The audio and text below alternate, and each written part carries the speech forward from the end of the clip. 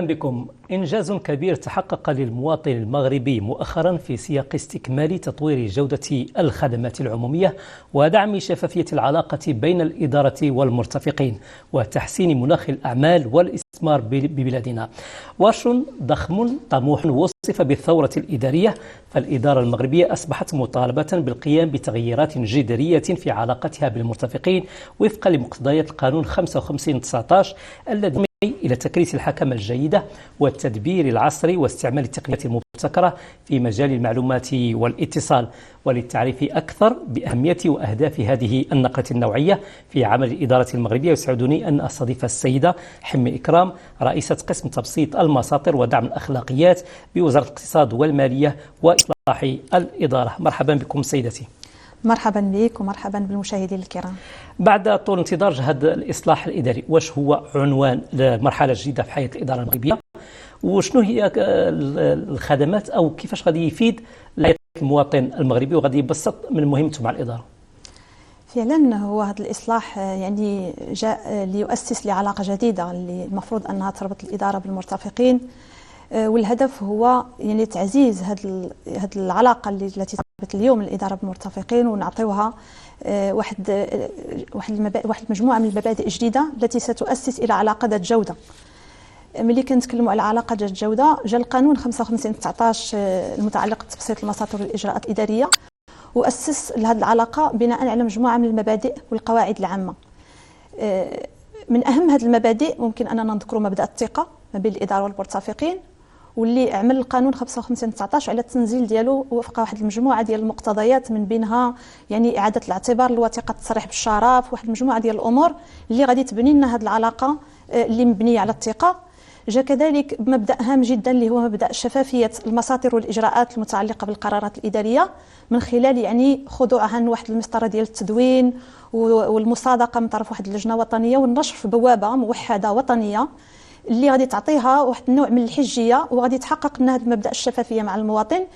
وكذلك مجموعه من المبادئ العامه الاخرى اللي غادي تجي في مراحل مقبله، كمبدا تبسيط المساطر والاجراءات الاداريه من خلال يعني حذف كل ما هو غير مبرر، كل ما هو غير مؤطر تاطير قانوني سليم، اعتماد كذلك التكنولوجيات الحديثه من خلال رقمنه هذه المساطر والاجراءات الاداريه، كذلك من خلال تبادل البيانات والمعلومات ما بين الادارات من اجل يعني اعفاء المرتفق من واحد المجموعه ديال الوثائق اللي هو اليوم مطالب انه يجيبها من الادارات باش يعطيها لادارات اخرى.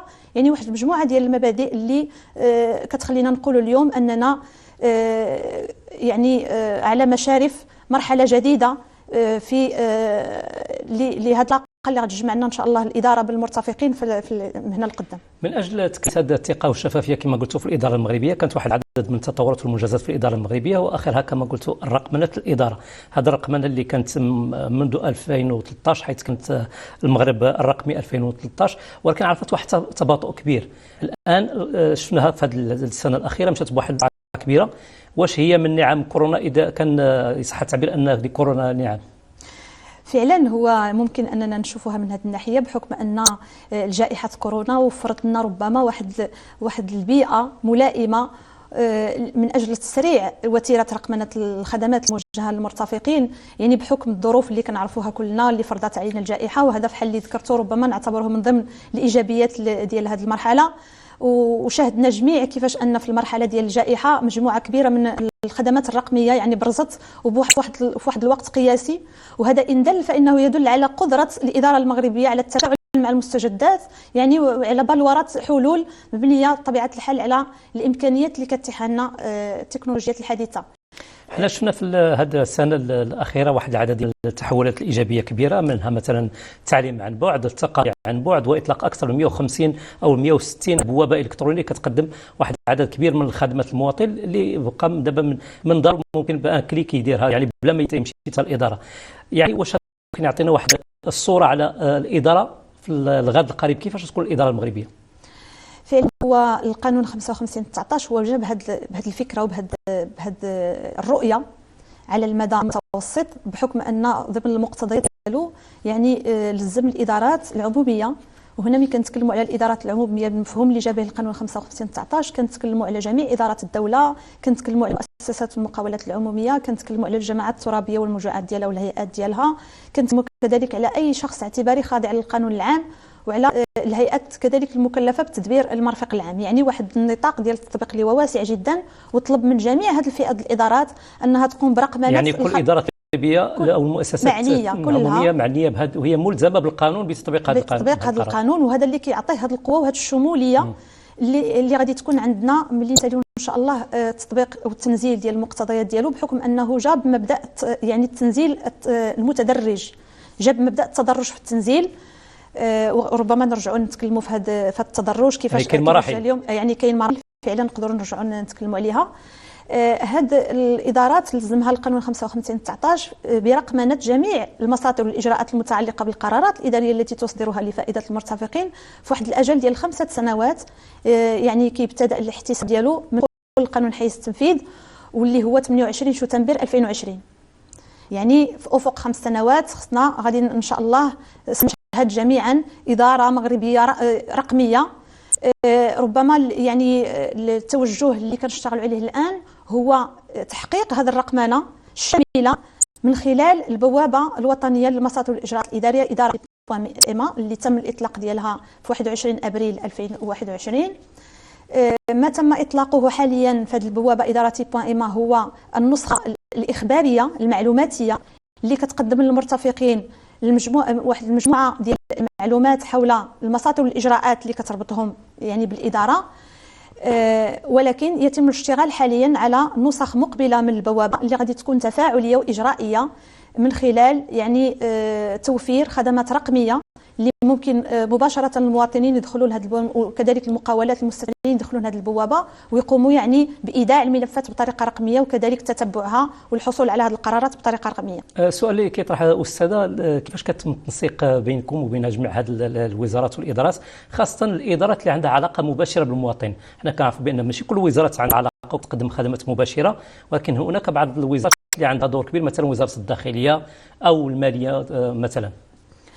فعلا هي هذه المرحله الاولى من تنزيل مقتضيات القانون هي همت تنزيل مبدا شفافيه الاجراءات الاداريه، لان القانون الزم جميع هذه الادارات اللي تكلمنا عليهم باعداد مصنفات لجميع القرارات الاداريه التي تقدمها لفائده المرتفقين، يعني بطريقه حصريه، بحكم ان الرؤيه اللي كاينه اللي جا بها القانون هي توفير واحد البوابه اللي تكون فيها واحد الجرد حصري. يعني اي قرار اداري ولا اي اجراء ملزم اليوم المواطن او المقاوله انه يدخل فيه مع الاداره خصو يلقاه على مستوى هذه البوابه.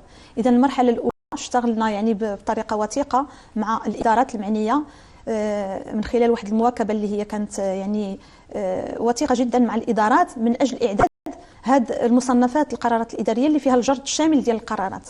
وكان صدر يعني واحد القرار مشترك ما بين وزير الداخليه ووزير الاقتصاد الماليه واصلاح الاداره بتحديد نموذج هذه المصنفات اللي كيعطينا يعني واحد النموذج موحد من اجل تدوين جميع القرارات الاداريه. وملي كنتكلموا على هذا النموذج فيه يعني واحد الوصف للقرار الاداري ولا المسطره الاداريه، فيه الوثائق والمستندات المطلوبه من المرتفقين من اجل طلب هذا القرار الاداري، فيه التكلفه اللي خصو يخلصها المرتفق من اجل الحصول على القرار الاداري، فيه الاجل كذلك.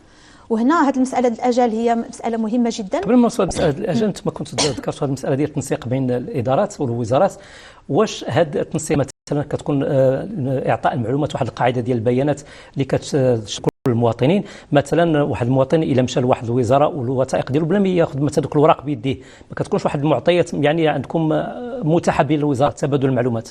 هذه المسألة ديال تبادل المعلومات هي مبدأ مهم جا به القانون 55/19، ولكن هو مازال ما دخل حيز التنفيذ، بحكم أن هذا المبدأ القانون ربطه بصدور نص تنظيمي سيحدد لائحة هذه الوثائق والبيانات التي ستتبادلها الإدارات فيما بينها، وبالتالي ستعفي المرتفق من أنه يعبأ ولا يجيب هذه الوثائق ولا هذه البيانات. بين المستجدات والمهمة اللي جا بها هذا القانون وهو إعفاء المواطنين من واحد العدد من الإدلاء بواحد العدد من تقريبا 21 وثيقة، شهادة العزوبة، شهادة الزواج، شهادة الحياة، لأن كانت غريب بعض في الأحيان الإنسان كيمشي للإدارة تقول له جينا شهادة الحياة بأنك حي، يعني واحد العدد 20 شهادة وتعويضها بتصريح الشرف.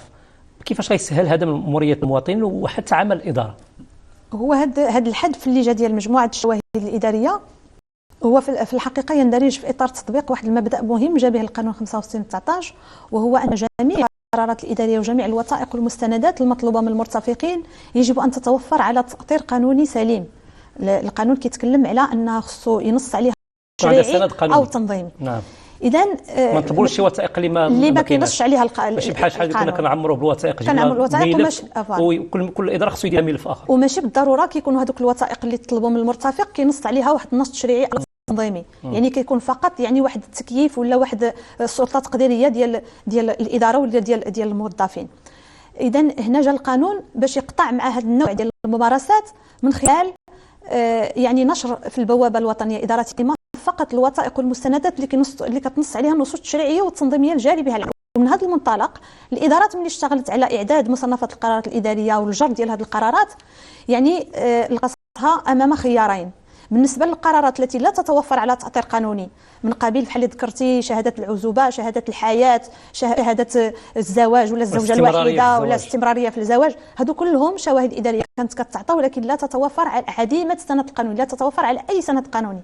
وبالتالي جميع الادارات اللي تحطت في هذا الموقف هذا ديال قرارات كاينه اليوم واقعيا ولكن ما كينص عليها حتى شي نص تشريعي او تنظيمي، وكذلك وثائق ومجموعه من الامور والاجراءات، كان عندها اما تشتغل على التأطير القانوني ديالها من خلال يعني احداث اما مراسيم ولا قرارات وزراء ولا مذكرات الى غير ذلك اللي كتعطيها التأطير القانوني، او الحذف ديالها. وهذا ما تم بالنسبه للمديريه العامه للجماعات الترابيه اللي صدر واحد الدوريه مؤخرا ديال وزير الداخليه اللي بطريقه رسميه حذفت واحد المجموعه ديال الشواهد وتم تعويضها من الادارات اللي كانت كتطلبها من المرتفقين بالتصريح بالشرف.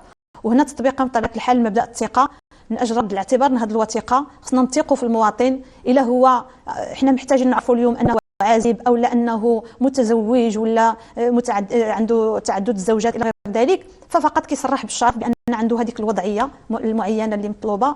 وعلى اساس ان بطبيعه الحال الا كان تصريح كاذب ولا معلومات كاذبه يعني احنا الحمد لله في دوله المؤسسات وكاين الاجراءات اللي هي جاري بها العمل واللي هي كتطبق على الجميع. مساله الثقه والشفافيه اللي قلت عليها، واش هي غادي تلغي الامضاء على الوثائق ليغاليزاسيون اللي كانت شحال هذه وغادي يولي مثلا مجرد توقيع او تصريح بالشرف كافي، وبان حتى هذه المصادقه على الوثائق اصبحت من الماضي ما بقاش الان؟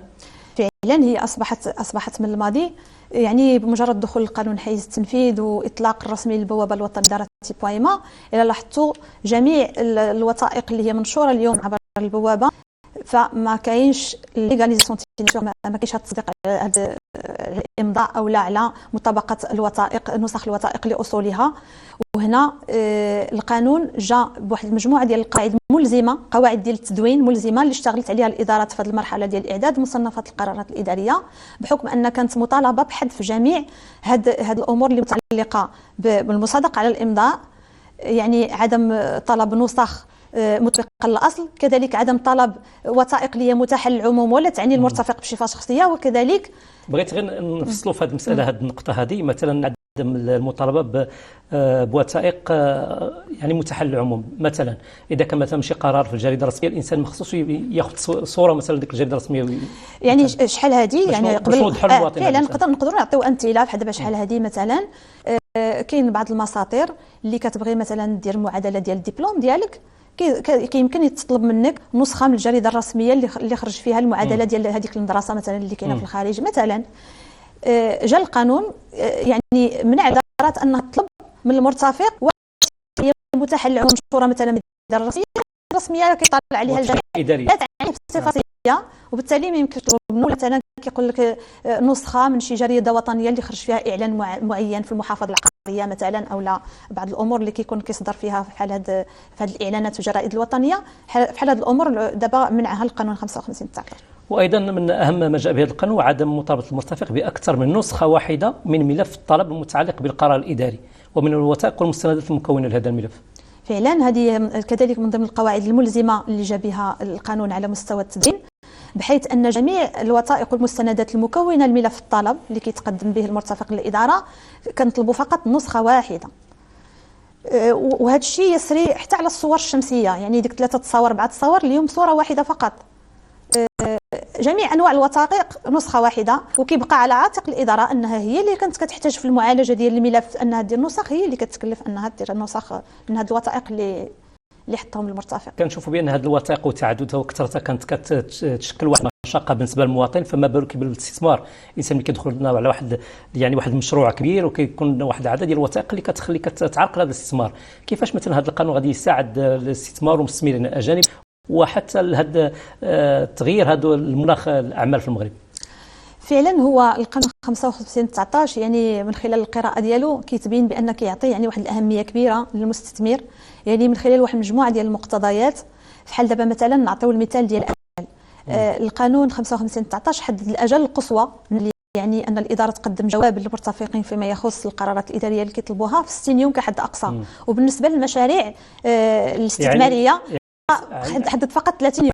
عندهم 60 يوم للرد، اذا ما ردوش الموقفه تعتبر يعني لا هنا نفصلوا شويه في هذه النقطه، لان فيها الحالات ملي كنتكلموا على الاجل ديال 60 يوم كحد اقصى. هو ماشي جميع القرارات فيها 60 يوم. الاداره ملي كتكون الاجل الاقصى خلال عمليه اعداد مصنفات القرارات الاداريه ممنوع انها تحدد واحد الاجل اللي كيكون 60 يوم. ولكن الواقع اليوم هذه المصنفات اللي هي منشوره كتلقى مثلا الاجل الاقصى هو 10 ايام ولا هو 15 يوم، وفي هذه الحاله هذيك اليوم ملزمه هي الحد ماشي 60 يوم. يعني الاداره ملي كتحدد الاجل ما يمكن لها تفوت 60 يوم، ولكن هي ما كتحددش دائما 60 يوم على حسب الوقت اللي كتحتاجه هي في المعالجه. ممكن فقط يكون يومين او لا يكون اسبوع على حسب الطبيعه ديال المعالجه اللي كتقوم بها القرار. وهي مطالبه برد ديك المده، وهي مطالبه في الرد. اذا ما رداتش فهذا يعني قبول الموافقه. دابا هذيك المده اللي هي ملزمه للرد فيها هي المده، هو الاجل المنشور بالبوابه، واللي هو كيكون اما 60 يوم ولا اقل منه. الى الاداره ما وافقتش في هذا الاجل هذا، فكاين جوج حالات: اما كيكون القرار مشمول بمبدا سكوت الاداره بعد انقضاء الاجل بمثابه موافقه اللي جا به القانون. وهنا كنبغيو نذكروا ان القانون ملي كلم على هذا المبدا ربطوا بصدور نص تنظيمي سيحدد لائحه القرارات الاداريه اللي غتكون مشموله بهذا المبدا. اذا ماشي جميع القرارات الاداريه اللي كتقدمها اليوم الاداره لفائده المرتفقين هي مشموله بهذا المبدا، غادي تكون فقط واحد اللائحه هي اللي مشموله بهذا المبدا وغادي تصدر بنص تنظيمي. وبما ان هذا النص التنظيمي اليوم باقي ما صدر، اذا هذا المقتضى يعني مازال ما دخل حيز التنفيذ.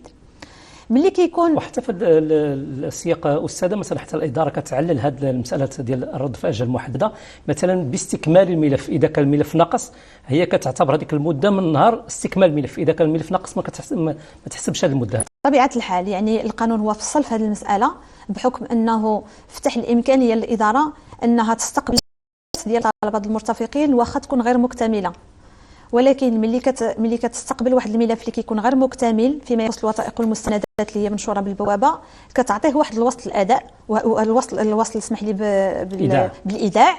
وهذا الوصل الايداع يعني هو مساله مهمه بحكم ان القانون لزم جميع الادارات انهم يعطيو على الفور واحد الوصل بالايداع فور ايداع الملف من طرف المرتفق. وهذا الشيء ما كانش معمول وهذا الشيء هو كان معمول به ولكن ماشي في جميع الاحالات. كاين الادارات اللي كانت كتعطيه لم يكن لزاما كان لم يكن لزاما. كاين الادارات اللي كانت كتعطيه والادارات اللي ما كتعطيهش. دابا ولا واحد المساله اللي هي اساسيه وملزمه جميع الادارات، اي ملف اللي كيوضعوا المرتفق في الاداره كياخذ في المقابل ديالو واحد الوصل. هذا الوصل ممكن فيه نوعين: اما كيكون الوصل فيه عباره ملف مودع اذا كان الملف اللي جابوا المرتفق مكتمل وكيتوفر على جميع الوثائق والمستندات اللي هي مطلوبه على مستوى البوابه الوطنيه.